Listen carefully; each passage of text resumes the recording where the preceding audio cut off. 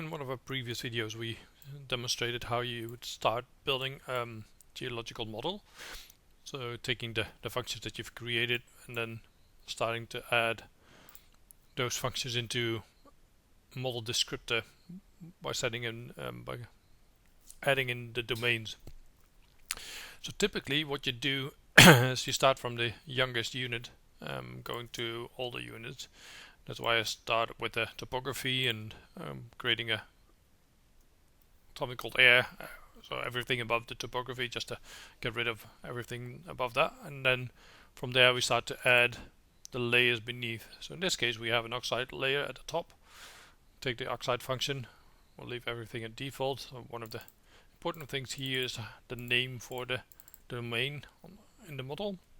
So we want to have that OX, similar to our drilling. And then we can continue by adding more functions into it. So here we can start to add the quartz porphyry. It's named QZP here. And let's just leave it at that, and then we'll start running it. Again, we'll leave everything at the defaults, press OK, and then I'll pause until it's finished. So now the processing is finished. I'll go back to the 3D tab and let's have a look at what we have now. So we turn off this model. Now we should see a bit of a layer in between, and if we go to the domains we can start turning things off. So we still have this unknown area here. Let me turn off the functions so we don't need to display them. And you can see that inside that unknown we have the quartz porphyry zone, which you can turn on and off here, and we have an oxide layer on top. And what you should notice now is that although the function, the quartz porphyry function, extends and is unbounded as we mentioned before, in the actual modeling process it is bounded by the oxide. And that's all to do with setting up your descriptors on the descriptors tab. So we specify that the first thing that we want to model is the topography, and labeling everything above the topography as air.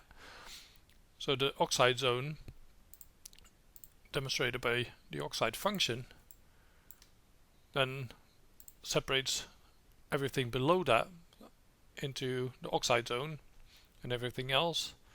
And similarly the quartz porphyry function separates everything between the inside here and everything outside, as being the quartz porphyry zone inside and everything else outside. So every domain receives a label.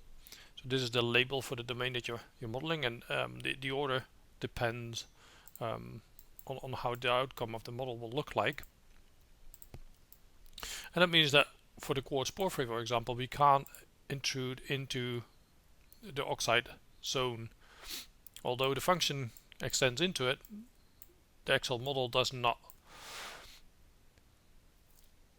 And we'll continue with this in the next video, where we follow with the granodiorite.